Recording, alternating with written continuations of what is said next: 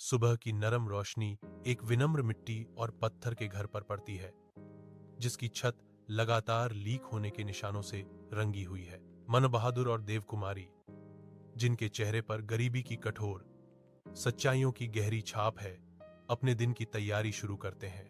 देवकुमारी के कोमल स्पर्श से मन बहादुर के कपड़े ठीक हो जाते हैं, जो उनके स्थायी स्नेह का एक मौन प्रमाण है। स्पष्ट संघर्षों के बावजूद उनका बंधन चमकता है। कठिनाई के बीच प्रेम का एक प्रकाश स्तंभ। हाथ में हाथ डाले वे निकल पड़े। उनका रास्ता उन्हें धनी जमींदार के विशाल खेतों की ओर ले जा रहा था। कठिन परिश्रम का एक और दिन उनका इंतजार कर रहा है। उनकी यात्रा उनके अटूट लचीलेपन का एक मार्मिक प्रतीक है। स्वास्थ्य चौकी में मन बहादुर कंपकंपी और खांसी से कांप रहा है। उसका शरीर बुखार से तप रहा है, जबकि देवकुमारी चिंता से भरी हुई उसे देख रही है। देवकुमारी करीब बैठ जाती है, उसके हाथ को कसकर पकड़ लेती है। उनके बीच ताकत के लिए एक मौन याचना गुजरती है।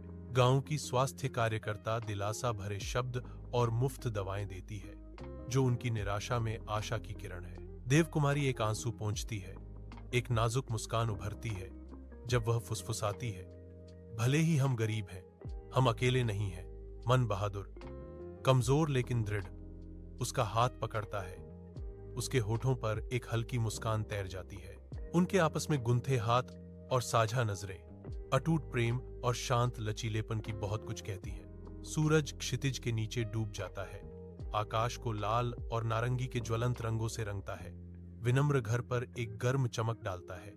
मन बहादुर और देवकुमारी अपने बरामदे में बैठे हैं। उनकी मुद्रा अब शांत शक्ति से चमक रही है।